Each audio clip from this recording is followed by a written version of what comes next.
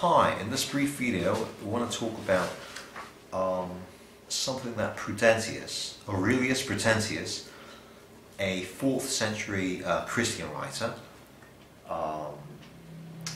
Hi, in this brief video I want to give the account of Prudentius. Prudentius is a 4th century AD Christian writer who lived in Saragossa in Spain, and he was a favourite in the courts of Theodosius. Right, and he gives an account of the Battle of Polentia. The Battle of Polentia was a battle that took place in northern Italy, and it was one of the 3 great victories that the magister militum, Stilicho was a Germanic Gothic commander, magister militum, and he defeated the hordes of Alaric. And it was Stilicho alone who could stop the Germanic hordes. And after the stupid son of Theodosius, Honorius, executed Stilicho, after that Rome was sacked, and the western part of the empire, the western part of the Roman Empire, was in decline, as opposed to the eastern part of the Roman Empire, which endured in time. So the Battle of Polentia took place in 402. So here's what Prudentius, the 4th century AD Christian writer, has to say about this. Long since a Gothic king, so Prudentius uses an anachronism. He calls the Gothic king a Gothic king. And the Geti are not Germans. So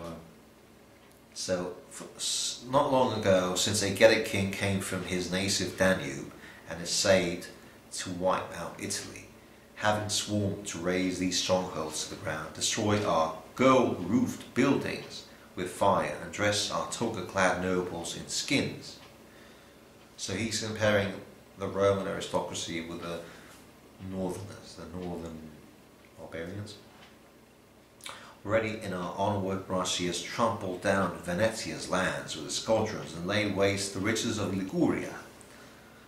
So the Goths had already, coming from Greece, they had already raided parts of northern Italy, and was pressing hard on their fair countryside with a deep Po, and passing the river on the soil of Tuscany. But it was no watchful goose that drove away those clouds of horsemen, revealing a peril that was hidden in the darkness of night.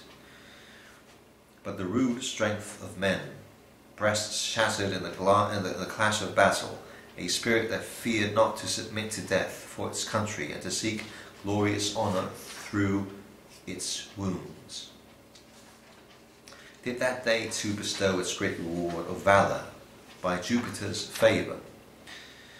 To lead our army and our power we had a young warrior.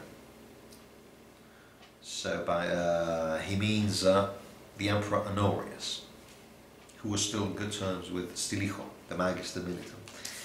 Mighty in Christ and his companion and father, Stilicho. Well, Stilicho was a sort of regent. He was not the father, actually. Right? And Christ, and the one God of both.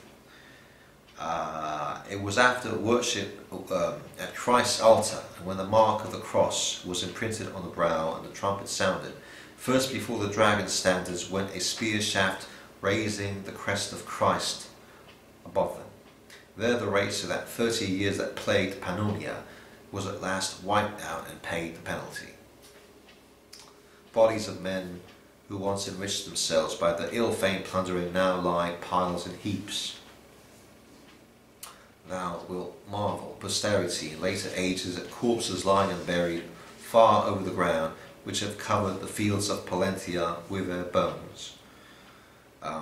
If I was able to lift my head from the desolation of ashes after I was laid low by the hands of the Gauls, if a Camillus return, still smoking as I was, I received back my standards with a smiling face, if I could wreathe my sad ruins with garlands, and gird my listing towers with bay, with what feelings shall I take thee to my heart, most valorous emperor?